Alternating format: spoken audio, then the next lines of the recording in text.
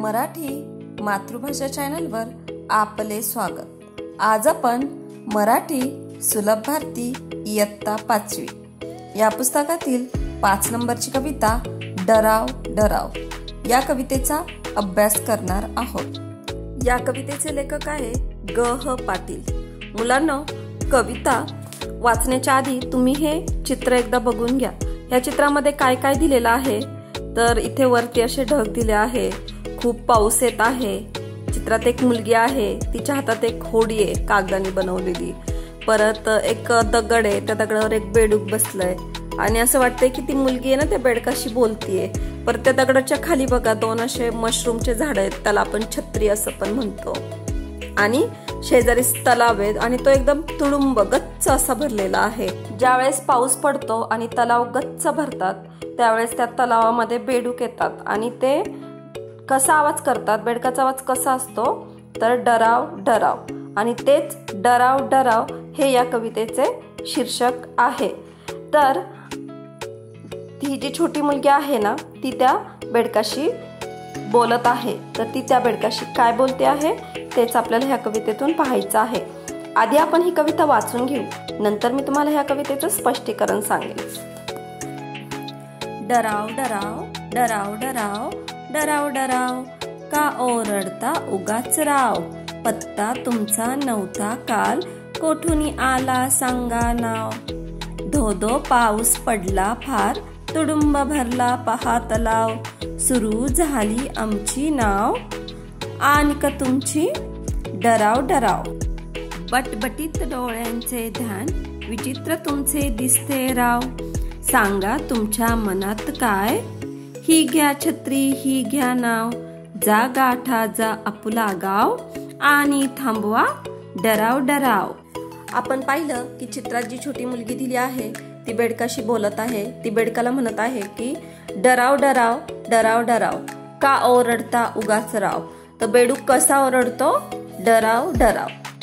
तर ती म्हणते की तुम्ही असं उगाच का ओरडताय, पत्ता नव्हता तुमचा काल, कोठून आला सांगा नाव, काल तर तुमचा बिलकुल पत्ता नव्हता, काल तुम्ही नव्हते, पण आज अचानक कुठून आले तुम्ही आणि तुमचं नाव सांगा।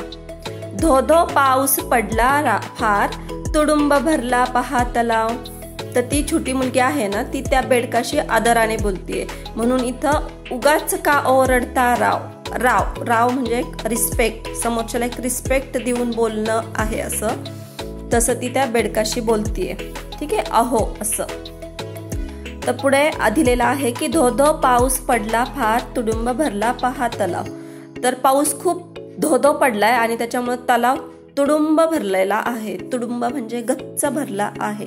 सुरू झाली आमची नाव, आणि तलाव तुडुंब भरल्यामुळे आम्ही कागदाची नाव, नाव म्हणजे होडी, होडी बनवतोय आणि ती त्या तलावात सोडवतोय, आणि तलाव तुडुंब भरल्यामुळे गच्च भरल्यामुळे आमची नाव सुरू झाली आहे आणि तुमचं पण काय सुरू झाली आहे, डराव डराव। बटपटीत डोळ्यांचे ध्यान, विचित्र तुमचे दिसते राव, सांगा तुमच्या मनात काय, ही घ्या छत्री ही घ्या नाव। पुढे ती मुलगी म्हणतीये की बटबटीत डोळ्यांचे ध्यान, तुमचे डोळे कसे आहेत, बटबटीत, बटबटीत म्हणजे मोठे, विचित्र तुमचे दिसते राव, आणि तुमचे डोळे असे एकदम मोठे असल्यामुळे तुमचं ध्यान म्हणजे तुमचं रूप कसं दिसतंय, विचित्र दिसतंय, आणि तुमच्या त्या डोळ्यांमुळे तुमच्या मनात काय ना ते आम्हाला कळत नाहीये, त्यामुळे सांगा तुमच्या मनात काय, ही घ्या छत्री ही घ्या नाव।